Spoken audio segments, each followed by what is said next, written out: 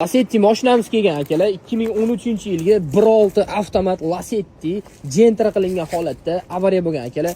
Mashinamiz o'ta go'zal bo'lgan Toshkentning mashinasi, lekin baxtsiz hodisa tufayli mana shu holatga tushib qolgan akalar. Ko'rsanglar bo'ladi, juda qattiq urilgan, даже motor korobkalariga ham ziyon yetgan. Mana bu kapotni ichki qatlami qovurg'asi bo'ladi akalar. Usilitel, shveyler, bamper, radiator, xullas mashina juda qattiq urilgan. Mana bu laboylari sinib yotibdi akalar.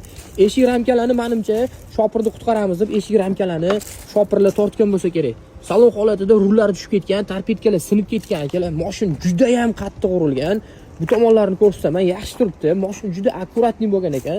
Udar zo'r bo'lganini hisobiga qaranglar, mana bu yoqqa zigib berib yuborgan. Akalar, bu tomon ramkani ham qayirishgan. Sakediskalarda yumshoq archa ballonlarda, xullas mashinani maza qilib haydab qarab yurishgan ekan. Mana shu holatga tushib qolgan akalar. Egalari Instagram profili orqali menga murojaat qilishdi. Shunaqa urilgan mashinamiz bor, sotib olamiz deyishdi akalar. Bilasizlar, butun O'zbekiston bo'ylab shunaqa pachoqlangan, urilgan, yongan mashinalar olamiz. Bemalol murojaat qilaverasizlar. Pastda telefon nomer qoldiraman, aloqaga chiqaverasizlar. Agarda bizga tanish bilishlarda avariyali mashina chiqib qolsa, bizga topib bersanglar, $100 dan $200 suyunchi puli beramiz akalar. Bemalol murojaat qilinglar. Joninglar sog' bo'lsin, o'zinglarni ehtiyot qilinglar.